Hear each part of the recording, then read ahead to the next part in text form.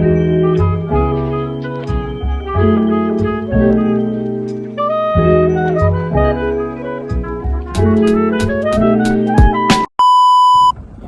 Sobat Kampus, selamat datang di Social Talk. Nah, pada podcast hari ini kita akan mengupas realitas sosial mahasiswa dengan kacamata sosiologi. Hari ini kita akan membahas apa sih? Nah, tentunya dengan topik hari ini kita akan membahas kejadian atau hal-hal yang sering kita alami, tapi jarang kita sadari mengenai stratifikasi dan diferensiasi sosial di lingkungan kampus. Nah, untuk topik kali ini yang kita pilih adalah perbedaan antara perbedaan dan ketidakadilan. Bersama saya Paskalis Firda Jemaria Rupang dan kedua rekan saya yang sudah hadir. Saya Priscilia Rismawati. Saya Yarista. Nah, apa kabar teman-teman? Kabar baik. Nah, terima kasih sudah berkenan hadir dalam podcast hari ini. Nah, hari ini kita akan membahas mengenai stratifikasi dan diferensiasi. Oke, sebelum kita masuk ke cerita nyata, saya ingin sedikit memberi kerangka teori dulu.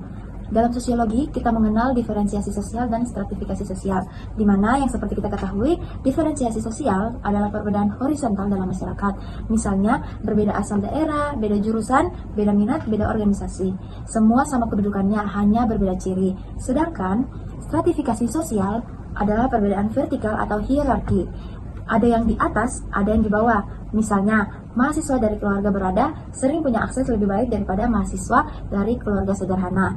Nah, dari kedua konsep ini ada di sekitar kita, ya kan? Iya, betul. Nah, sekarang mari kita lihat bagaimana itu muncul dalam kehidupan mahasiswa.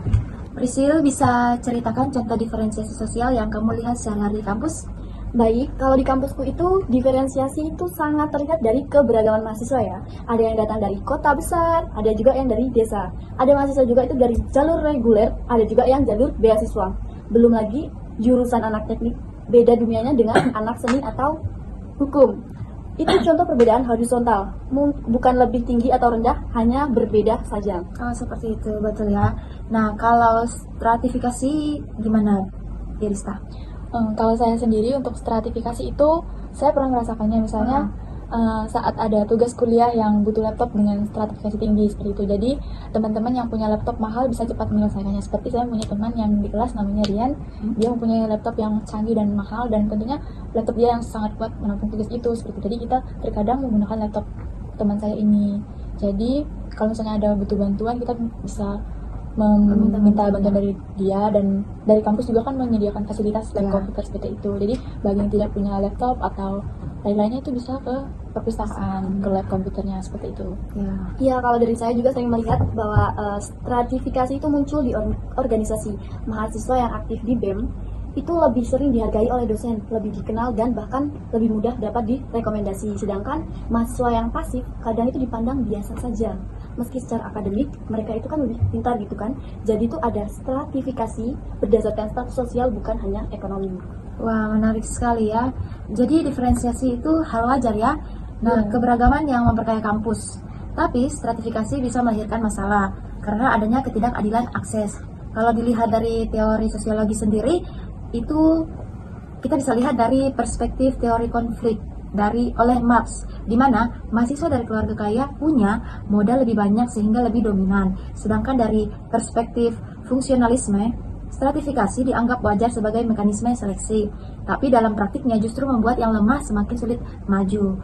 Sedangkan dari interaksionisme simbolik, status sosial mahasiswa terbentuk dari simbol, seperti yang sudah tadi Yarista jelaskan mengenai laptop yang canggih, dan juga gaya hidup atau jabatan di organisasi seperti yang tadi Priscil sudah jelaskan, yang akhirnya membuat citra siapa yang berkelas dan siapa yang biasa. Baik, kita akan melihat lebih dalam pada studi kasus nyata di lingkungan kita pada sekelas mahasiswa ya. Nah, sekarang saya mau masuk ke kasus nyata. Misalnya, saat pandemi COVID kemarin, mahasiswa dipaksa kuliah daring. Nah, stratifikasi terlihat jelas di situ. Bagaimana? Ya, betul sekali ya. Jadi saat itu saya mengalami sendiri, saya sendiri mengalami yang wifi-nya macet gitu ya di rumah. Gadget juga pas-pasan, dan saya mempunyai teman yang wifi-nya lancar dan gadgetnya bagus. Jadi kuliah daringnya lancar. Nah, jadi kan itu suatu perbedaan ya antara saya dan teman saya seperti itu. Dia memiliki gadget yang canggih dan sudah pokoknya canggih keluaran terbaru seperti itu, sedangkan saya tidak, dan wifi-nya juga berbeda seperti itu. Saya ingat ada cerita beberapa teman itu sampai naik ke atap rumah untuk mencari sinyal. Itu jelas stratifikasi dalam yang bentuk digital divide, jurang perbedaan akses teknologi. Nah, dari contoh yang teman-teman sudah jelaskan, itu merupakan contoh nyata yang sudah kita lewati dan alami bagaimana stratifikasi sosial bisa berdampak pada kesempatan belajar. Nah, teman-teman, menurut kalian, apa dampak jangka panjang kalau stratifikasi ini dibiarkan? Menurut saya, itu bisa melahirkan ketidakadilan yang lebih besar. Mahasiswa yang dari keluarga mampu itu semakin maju karena punya modal, sementara yang dari keluarga sederhana itu terus tertinggal. Pada akhirnya kampus yang harusnya di tempat pemerataan justru jadi tempat reproduksi ketimpangan. Ya, saya setuju juga dengan Priscilia karena ini yang jelas lebih bahaya seperti itu ya. Jadi stratifikasi bisa menumbuhkan stereotip seperti itu. Misalnya mahasiswa yang penerima beasiswa itu dianggap kurang mampu begitu dan lalu dipandang sebelah mata. Padahal kontribusinya di kelas itu bisa sama atau bahkan lebih baik dibanding siswa yang ibaratnya biaya sendiri seperti itu. Ya, jadi stratifikasi ini sangat berdampak ya bagi kita mahasiswa karena adanya perbedaan ini membuat kita terkadang mau maju untuk belajar itu sedikit sulit karena merasa diri tertinggal, tidak pantas dengan teman-teman yang lain. Ya, betul. Nah, untuk solusi dan harapan nih, jadi apa yang kita bisa lakukan kalau menurut teman-teman? Kalau menurut saya, kampus harus bisa menyediakan fasilitas yang adil untuk semua mahasiswa, wifi gratis, akses komputer kampus, atau sistem perpustakaan digital yang bisa dipakai siapa saja. Jadi, jurang fasilitas bisa diminimalisir. Kalau dari saya sendiri, saya sebagai mahasiswa, jadi harusnya ada kesadaran solidaritas seperti itu, baik antara teman ke teman, baik yang punya teman yang punya itu gitu ya, jangan pelit kepada teman yang tidak punya gitu, seperti tidak pelit meminjamkan atau berbagi. Jika teman tidak punya laptop bisa dipinjamkan, atau yang di kosnya wifi-nya jelek bisa numpang di kos teman yang kosnya elit, seperti itu bisa numpang wifi.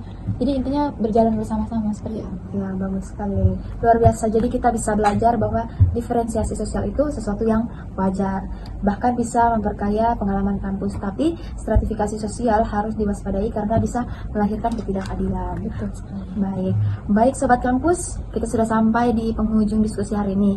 Hari ini kita belajar bahwa kehidupan mahasiswa penuh dengan warna diferensiasi, tapi juga syarat stratifikasi yang bisa berbahaya kalau dibiarkan. Harapannya, dengan kesadaran bersama, baik dari pihak kampus maupun mahasiswa sendiri, kita bisa menciptakan lingkungan yang lebih adil, inklusif, dan berdaya.